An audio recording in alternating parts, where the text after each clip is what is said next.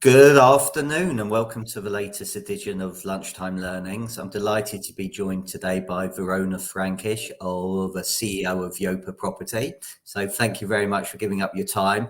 Instead of listening to the budget, you're going to be sharing your story on the Lunchtime Learning. So Jeremy Hunt or Stephen Brown, there was no choice, was there? What can I say? Absolutely, although I will be keen to hear the results of the budget as well, of course. Of course, no, it's going to be very, very interesting. So thanks very much for your time. I'm really, really grateful. Lovely to be It's here. lovely seeing you a couple of weeks ago at the Women in the State Agency conference, which was absolutely incredible, which we would definitely talk about, no doubt, and share the fantastic day it was. It was absolutely exceptional. But first of all, you've had a career journeying from Marks and Spencer's, recruitment, financial services into property. So I'm sure there's loads of lessons you picked up on the way. So if you just want to share your story and how you got to where you are and doing as well as you are. Well, it's been a long journey besides a varied one. So I've been in industry now, three different industries, as you rightly say, for over 30 years, Stephen. So I started life in retail, really. That was where I cut my teeth. And as you said, I spent almost 10 years in Marks and Spencer across a number of different functions of the business. Started in stores, worked in head office, spent some time internationally in Brooks Brothers, and ended up in a divisional role looking after England, Ireland, or north of England, Ireland and Scotland. So I did a wide range of jobs there, but I guess my learnings from that period of my life was the leadership learnings. I went through the management training program, and I managed a lot of people over that 10-year tenure, and everybody from sales assistants right through to board members. When I worked in Marble Arch store, which was the flagship, well, still is the flagship store, one of your responsibilities was walking around the board on a Monday morning to give them feedback on the new range and how trading was. So very quickly you learn to deal with all different types of people and different personalities. So that was a brilliant time in my career. I then moved into financial services, and I worked for three different companies. I started out my own financial services business with my husband at the time. That then was merged into Mortgage Talk, which was a new home specialist mortgage brokerage, which was then acquired by or merged with Mortgage Advice Bureau, which allowed us then, or created the scale to enable MAB to IPO. And that was another fascinating time in my career. Again, dealing with lots of different people, different size of businesses. And it was my introduction to the property sector also, because of course, mortgages and financial services and property are inextricably linked. And therefore, I worked with a number of the big brands. I worked with Leaders Romans Group, worked with Belvoir, alongside a lot of smaller businesses.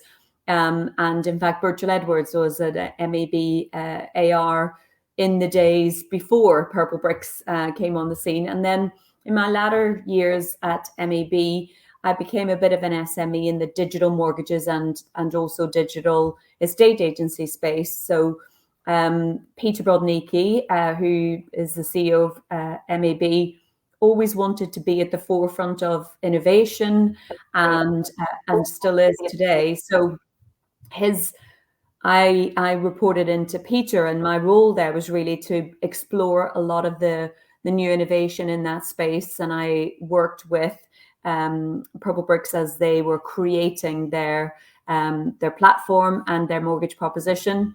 I also worked with eMove, with House Simple before it came Strike, with Express Estate Agency. So that was quite an exciting time, because it was all real disruption and a lot of a lot of unknown. But I kind of thrive in that type of environment. And then 4 years ago now, 2019, I think it was, I moved to work at Purple Bricks to head up mortgages, and then looked after conveyancing and lettings. Did that for 2.5 years.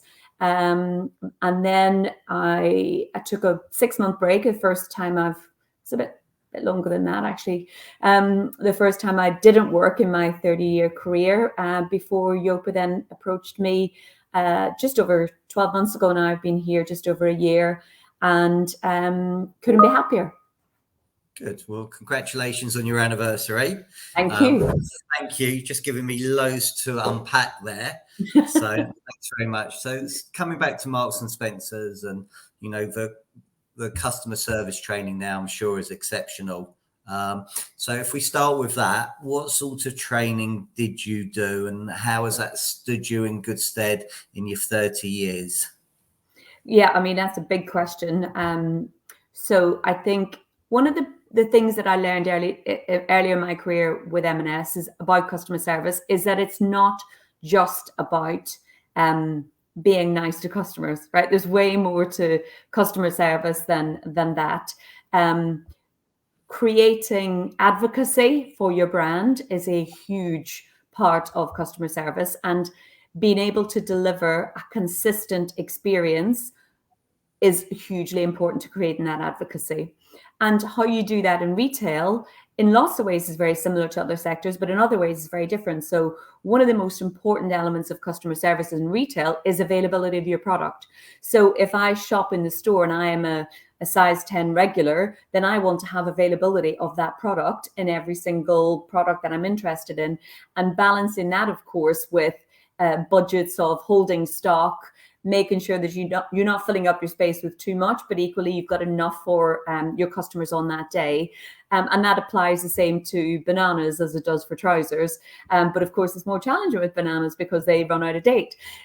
So, you know, it starts with availability, then it is the standards in your store. I used to walk around the Marble Arch perimeter every morning to have a look at what the streets and the windows and the shop looked like from the outside, and then into the front of the store, and how many staff were available to service customers, how tidy the store was, all of those things. And what you realize is that actually creating advocacy for your brand and for your product is not just about one thing. It's about a number of different factors that you then have to deliver consistently in order to earn that advocacy.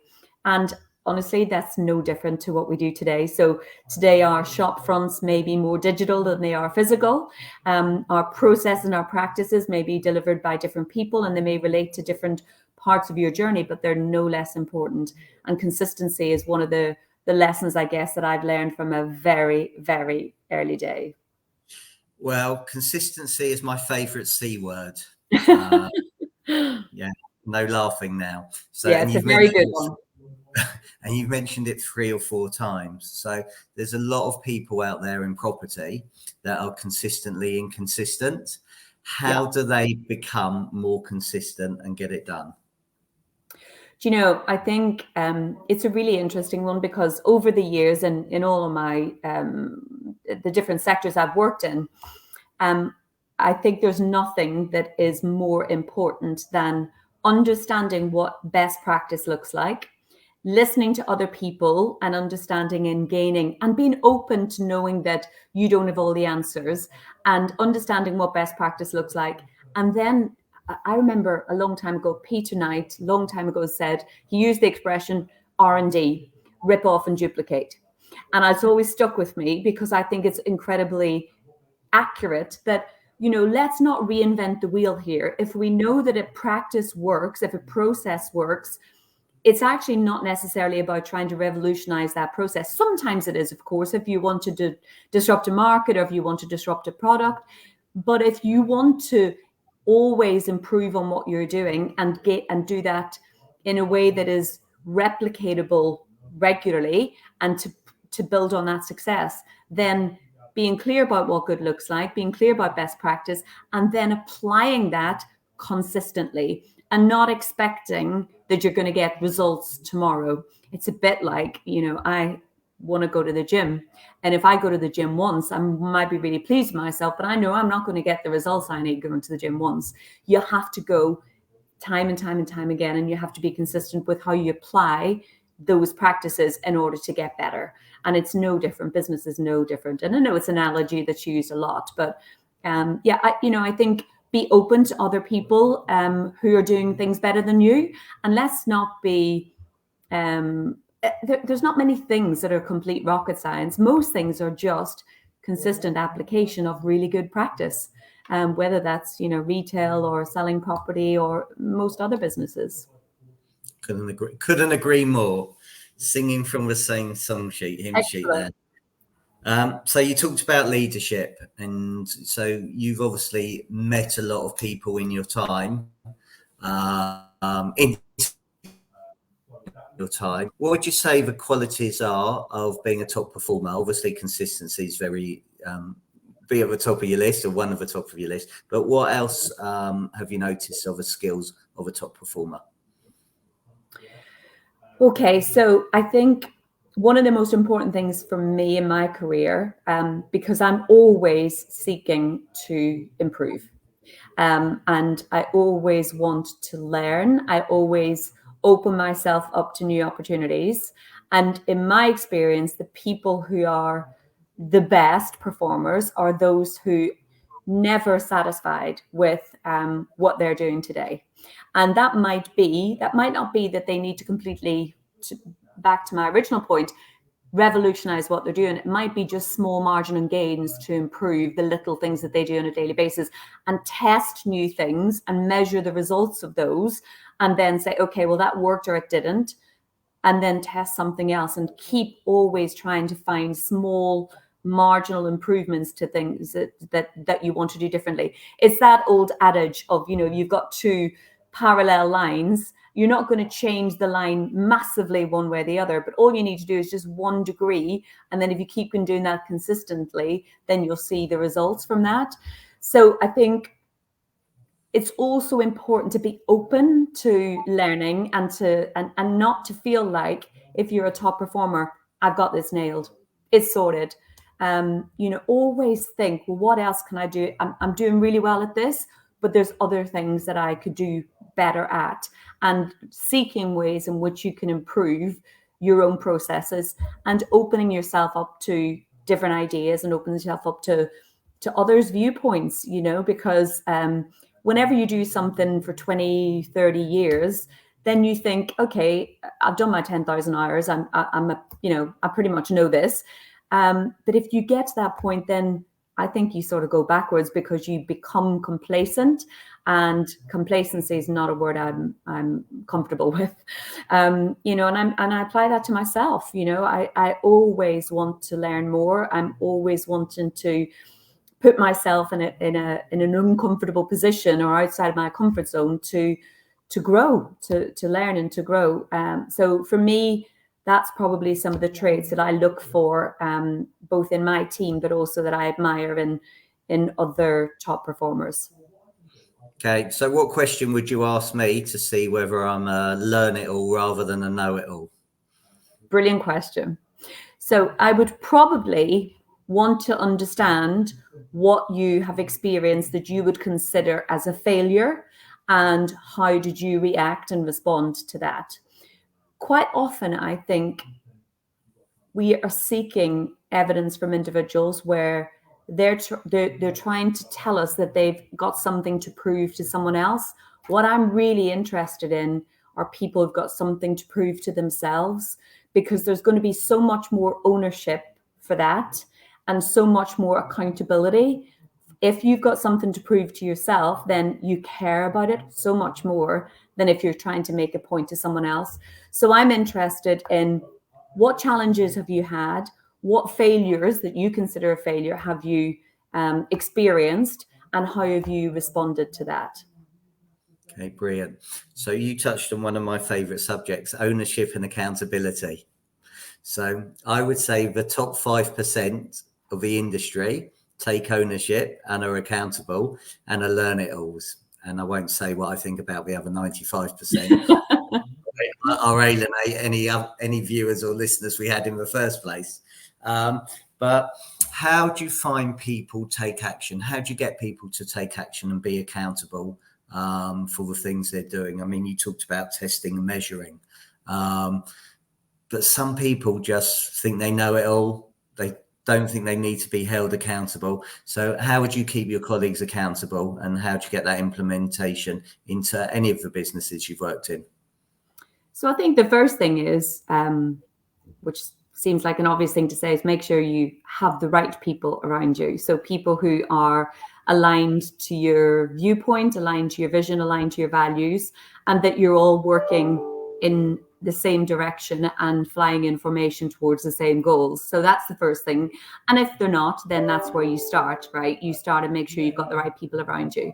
And then once you've got the right people around you, make sure that everybody is clear about the strategy for the business, the strategy for the department, or the strategy for the team, whatever that is. And once we're all clear, and they all have to align, of course, and once you're clear about what the strategy is, then you agree between you your metrics, your OKRs, whatever format that a leader wants to use. I personally use an OKR format, so all of my team have OKRs, which we review on a quarterly basis, and we agree those together. We make sure that they're aligned to the overarching strategy of the business, and then on a quarterly basis we review them. And once that's in place, then you stand back and you let them carry on and deliver in a way that they're comfortable with, that aligns with the strategy and the values of the business, but that they're very clear that they are accountable to that. So if you can, you align the remuneration and the reward for the role alongside those OKRs, so that they are motivated, depending on what motivates, because everybody is motivated in a different way. So as long as they're clear about what they're accountable for and they've got the space to deliver that in a way that feels authentic and true to them, then for me, that's what works best. Okay. So you talked about clarity and aligning the strategy. How do you get that clarity over to your colleagues? How do you get that buy-in? I can talk about this with Yopa, because I've been through that process in the last 12 months. When I joined the business, there wasn't a clear strategy of where we were going, and the board decided that they wanted to hire a new CEO to get to that point. So I had an opportunity to effectively a clean sheet of paper, which was brilliant from my perspective. So I wasn't halfway through the implementation and execution of someone else's strategy. So I went about that in a very collaborative fashion. It was important to me that if we're setting a new strategy for the business over a 3 to 5 year horizon, that it needed to be something that most people within the organization could align to and could feel that they were felt part of. So we did a cross section of work sessions around the company, where we brought about 70-80 people in cross-functional workshops, and we went through a process with them, same process with each group, individual discussions around what's important to you about the business. A lot of them have been there for a long time, some of them were only new. So why did you join the business? What do you love about it? What makes it special? What do our customers love about it? And those sessions helped us form what the strategy was going to look like. And then we went through, as a leadership team, we boiled that down into a purpose, a mission, and then our strategic priorities, along with the values that sat underneath it. So we then put that into a much more detailed plan, and we signed that off with the board and brought the board on the journey with us, because all stakeholders in a strategy need to have a say in whether they think it's bold enough, but also deliverable. So that's how we went through that over a sort of 3 or 4 month period. And now our decision-making process is all aligned to the strategy. And because it is, and because our team were involved in going through that process, then they understand the decisions that we make, even when we make decisions that aren't always popular. Okay, brilliant.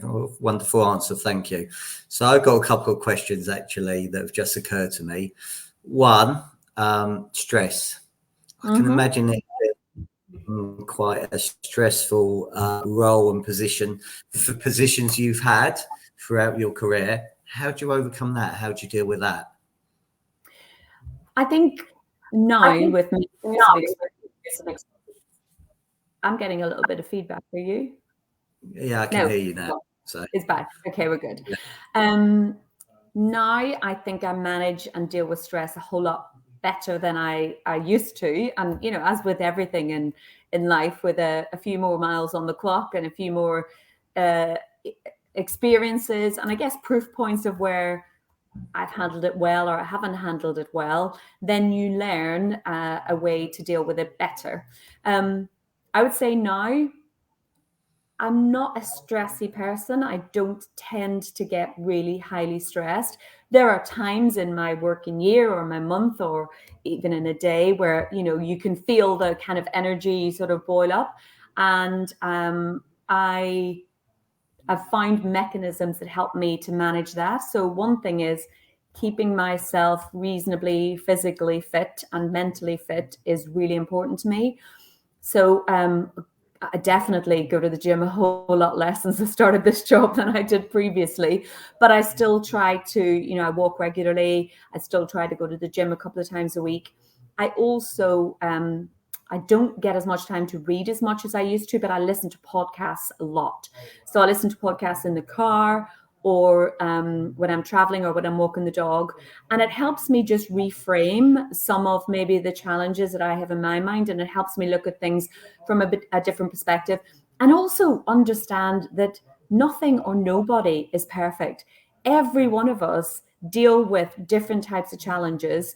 And I quite often know my husband has got the expression, what's the worst that can happen? And that helps me really kind of understand, okay, so in the moment, this might feel like it's quite a pressurized environment, but what's the worst that can happen? You know, we don't work in the medical profession. We don't have our other people's lives in our hands. Livelihoods, yes, but I think most people are just trying to do their best. And as long as you do your best and you seek viewpoints from other people, you listen to other people's perspective, you talk to your team, which I do a lot. And sometimes just accept that it's not always perfect. So that helps me kind of frame the stress. But then if I do feel stressed in the moment, it typically comes out physically, actually, as in I get a cold sore on my lip or I get a spot. Yeah, so it doesn't tend to come out in my behavior, is what I would say. So I'll always know when I need a holiday because I'll get cold sores, or I always know when when I need a break. But yeah, I would say by nature, I'm not really a stressy individual, which I'm grateful for, by the way. I think some of that's just my makeup. Good. That's good. Right. So you talked a lot about learning, and you've talked a lot about podcasts. So give us examples of what you're listening to. What's good? Okay, so I've got two go-to series that I listen to a lot. The first one is Stephen Bartlett's Diary of a CEO, which I know is quite a popular one. And you know, I listened to that. And it's not actually all CEOs, but for those of you who haven't listened to it, there's quite a lot of sports people on there, actors, business people, but comedians, performers, all of that.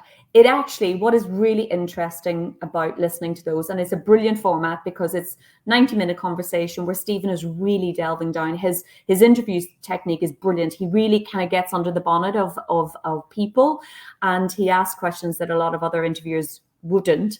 And because he does, you really learn a lot about psychology of people. And I'm so really, really interested, in fact, obsessed with people and how they interact with each other and the whole psychology of relationships. So that really plays to my interest in people. And what I've learned from that series was that we're all just human, just trying to do our best. And, you know, just because you've been a successful actor or professional sports person or a CEO or an entrepreneur or founder, and you've created, you know, a unicorn billion-pound valuation business, you know, they're just humans. There's no secret sauce. They just work incredibly hard. Obviously, there's a combination of a great idea, great execution, working really hard, quite often in a sense that they're pushing forward incredibly naively with such a belief system in what they're trying to do that they fail or they win almost against all the odds. But back to my point about failing, most of them, I mean, all of them, I would say without exception, have had challenges, traumas, failures that they've had to deal with. And the difference in people who are successful are on Stephen Bartlett's podcast because they got back up again, you know. And I use the analogy, you know, whenever a 1-year-old baby is learning to walk after the 200th time that they've fallen down, they don't just sit there and go, oh, this is not for me anymore, you know, I'm just going to stay here. They keep trying because they haven't learned yet all the issues around failure, or the perceived issues around failure, whether that's embarrassment or what people say about you and all of that. They're just like, no, I'm determined to walk. I'm going to get back up again. And that's, for me, that's one of the traits of really successful people, is that they just keep trying.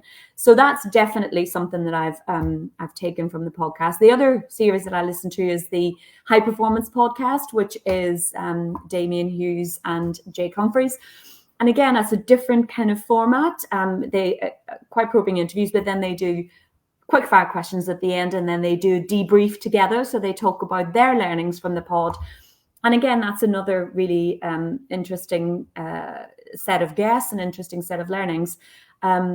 So, you know, I think this all the time. You know, we're just all human. We just all want to do our best. And if you can learn from other people who have won and failed in the past, then I'm all over that. 100%. So I'm going to share with you a funny story, because I think you're spot on. So I reached out to Damien Hughes, and I've been very grateful. He's been a guest twice on my Lunchtime Learnings. Amazing. I cannot tell you how nervous I was when, you know, we're having the conversation. Yeah. And ultimately, the lesson I learned, actually, he's just like you and me. Absolutely. And that was it. And the second lesson was, if you don't ask, you don't get. So, Amazing. you know, I was like, why would he be on Stephen Brown podcast when look at all the amazing guests that he's had? They're all rich and famous and whatever. But that's fantastic. He was humble enough to come on that he's had, and it's been absolutely incredible. Well, so I must listen. If you don't ask, absolutely, I'll definitely listen. Yeah. Mm-hmm. But the other thing, so I lost you for a second there, but the other thing I would say about Damien, you know, he's incredibly bright, and the way that he drills down in the questioning of his guests really shows because he's a psychologist, isn't he? And it really shows that he totally understands people, and the way he uses this question, which you'll have heard him ask on the High Performance podcast, which is, what are the skeletons of your youth that are still rattling around in your body today? Which I think is such a brilliant question, because we are all a combination of our life experience, a combination of our, you know, nature and nurture, of the wins, the fails, the proof points, positively and negatively. And I think it's brilliant that he asked that question, because it really gives you a good insight into people, and I love that.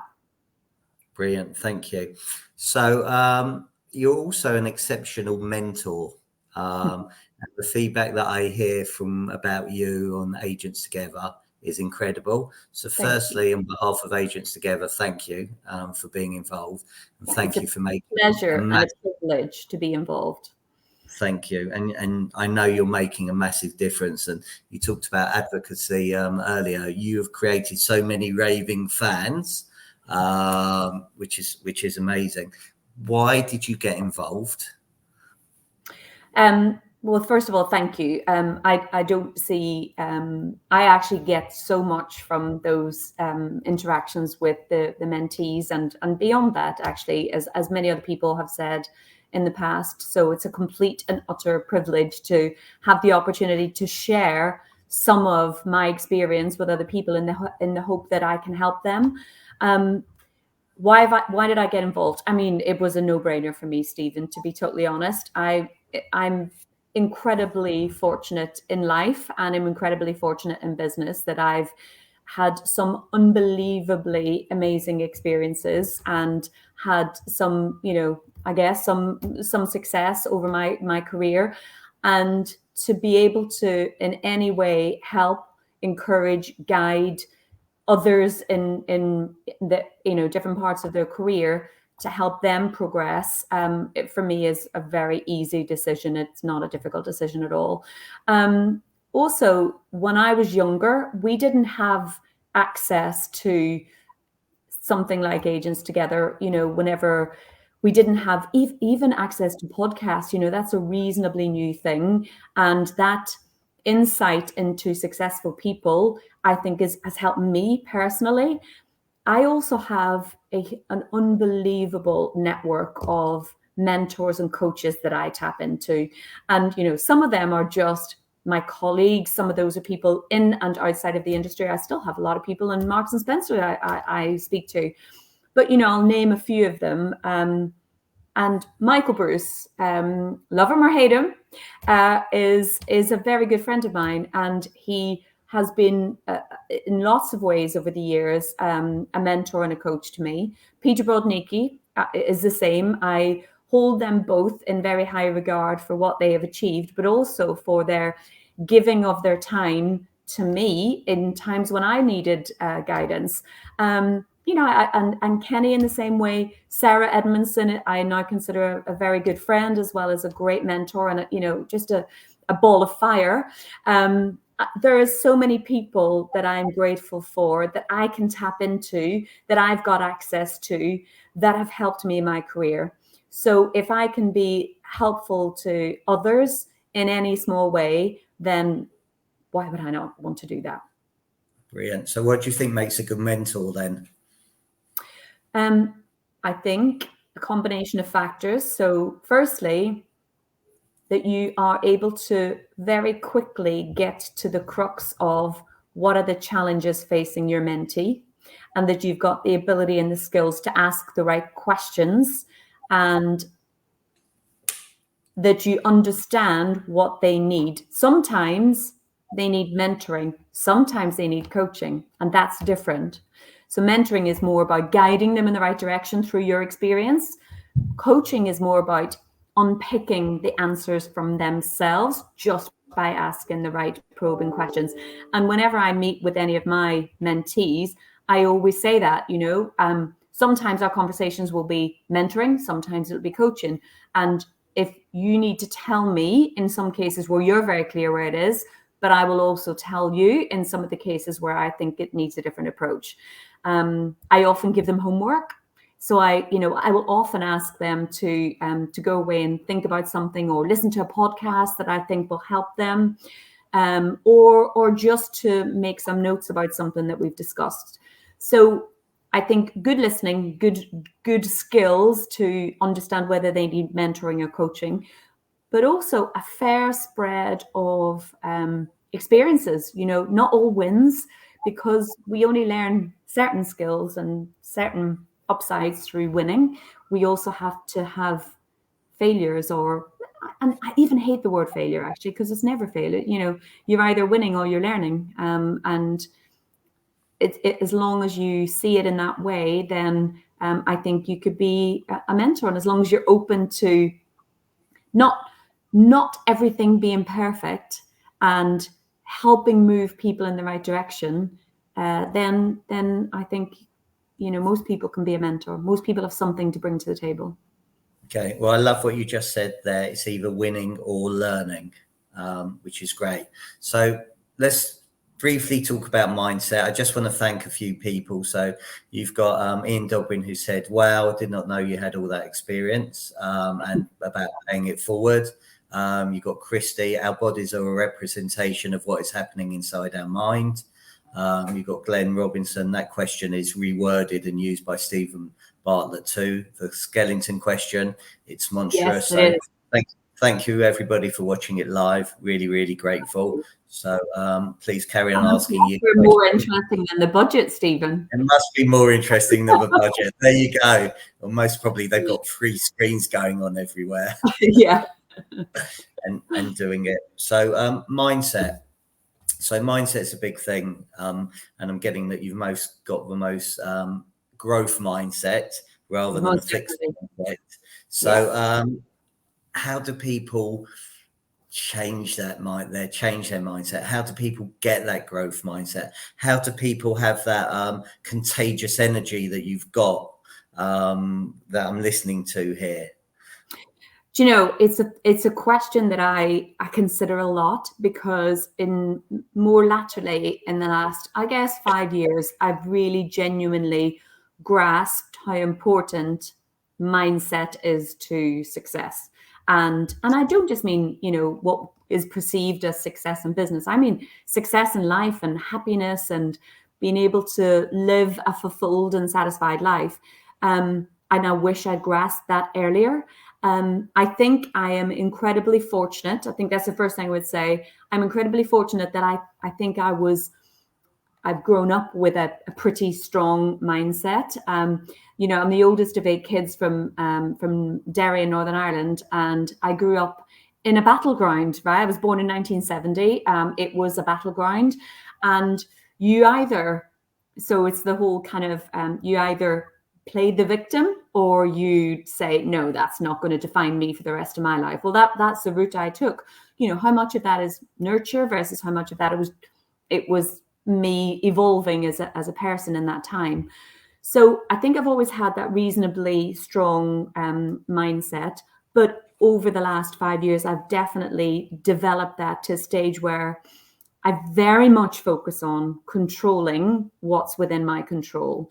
I'm not a sort of person that looks back. I don't have regrets. I don't worry about things that have happened in the past, because frankly, I can do absolutely nothing about them. And if it's something that I've done in the past that I feel like I've not done myself justice, then I decide, do I want to go back and revisit that and address it or not? And if I don't, then I let it go. So I've definitely learned to focus on the things that are within my control and influence other people around me to that extent. And that means that if there are people in my circle that I feel are draining or are not aligned to my values, then I don't spend time with them, you know, and that means making some tough decisions. I am so fortunate. I've got an incredible circle of you know, friends, advocates, allies, colleagues. So there's not many people I would say I have in that camp, but I have made decisions to walk away from situations that haven't served me well or don't align to my values as a person and my integrity. And they haven't always been easy, but I feel so much better once I've done them. I feel so much better. So yeah, mindset to me is hugely important. And as a mum with 3 kids as well, Stephen, I feel like every day I'm making decisions that are playing out in their life as things that they will point to or refer to in the future. You know, they're all teenagers, or the youngest is 11, but the older 2 are teenagers, and they're practically grown up and they understand life and they understand, you know, we're very open as a family. So when I make a decision, I have to be able to justify that decision, not just to myself, but to them, because they will be reference points for their future. And it's really important to me that I raise children who have integrity and who have opinions that they're going to be able to substantiate and justify in a way that feels true and authentic to them also. So yeah, I take my mindset incredibly seriously. And I can only advise those who maybe are struggling with some of that to reach out and get some support, whether that's through Agents Together or through talking to other people, because it's definitely a superpower once you learn to control your own mindset, for sure.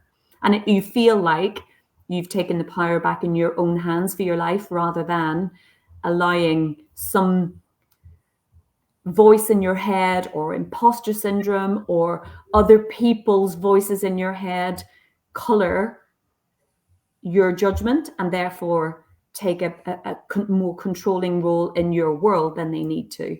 And when you take that power back in your own hands, it's incredible. I've got a little tear coming down my eye here.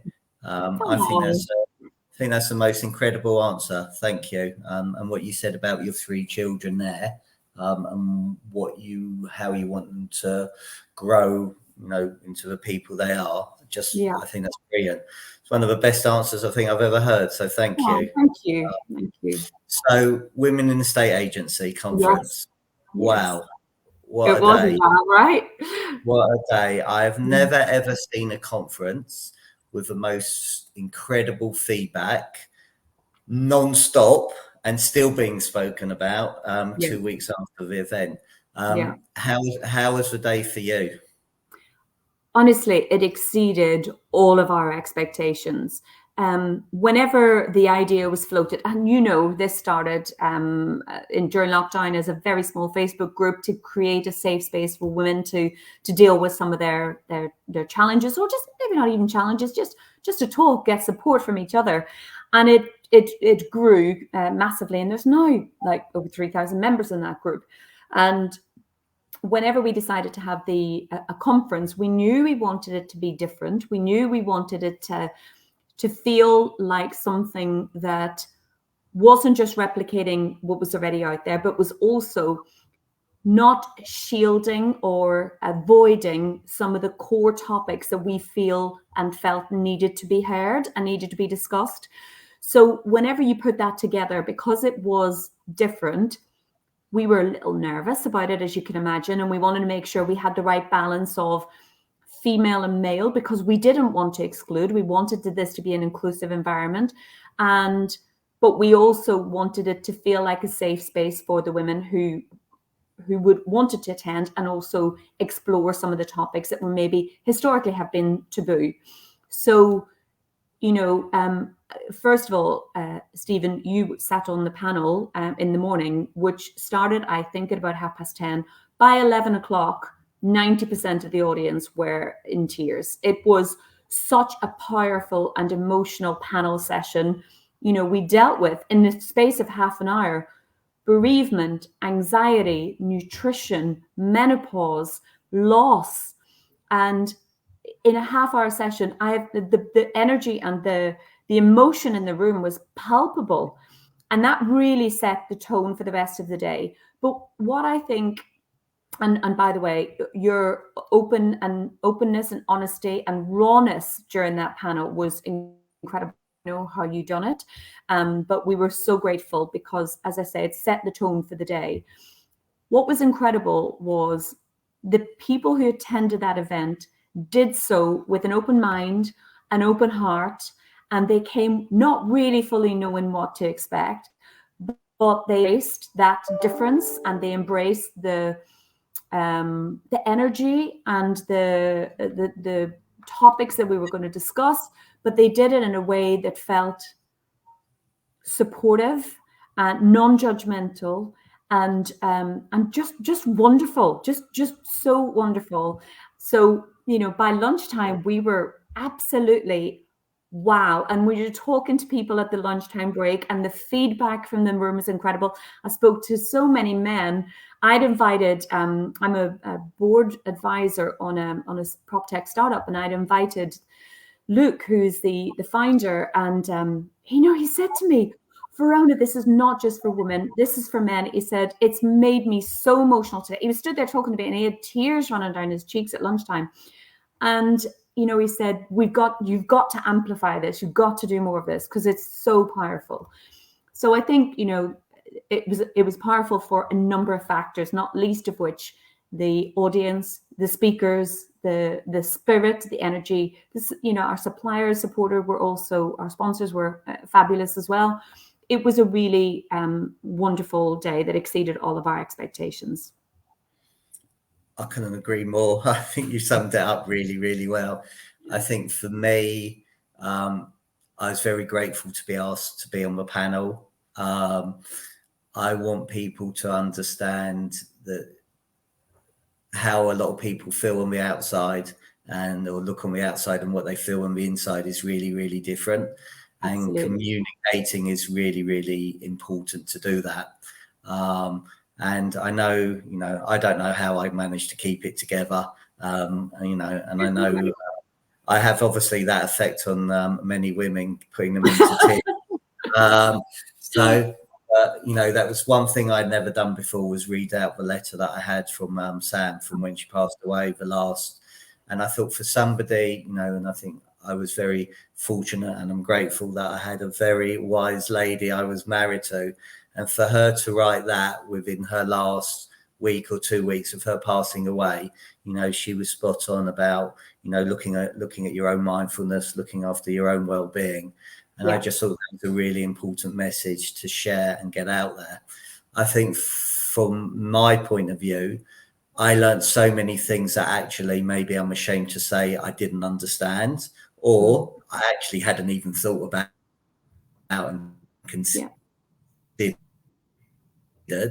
So I don't like this. It'd be a real eye opener. And I think Claire Yates's story just was, well, I'm still mortified.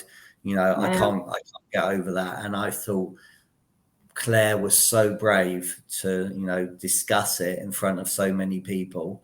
She really was. And then, when the Susie Lampu Trust was talking about harassment and what's going on in the workplace as well, so there were some really powerful messages there about it. So, again, somebody's just put one of the best days in my 40 years in around the industry. And we can't do anything, and we can't do anything for anyone else if we don't look after ourselves too, which is very. And not pour from an empty glass. And that's such a true statement. You have to prioritize. And at times that might feel like a selfish thing to do, but actually it's really important for all of us to replenish our batteries and look after ourselves. And that's physical and mental, in order for us to look after our families or our teams, or, it's so important. Okay. So I'm really grateful for your time. I've most probably taken too much of it, though. You need to get back to the budget. So thank you very much. If people want to get hold of you and find you, where's the best place, please? Sure. Well, first of all, it's been an absolute pleasure, Stephen. As I said to you when we met for the first time at the conference, I had so much recommendation about the individual that you are and what you do for the industry, but just one of life's really good guys, and that's really important. So thank you. I've really, really enjoyed the chat. Anybody who wants to connect with me, I'm on LinkedIn, Verona Frankish, and feel free to connect. Brilliant. Well, look, thanks very much for your time. Enjoy the budget. Let's hope it's good news. And we'll see what happens. Too much hope. And for everybody that's been watching or listening, thank you very much. And please share it, because thanks very much, everybody, and have a good afternoon, evening, whenever you're watching it. Thanks.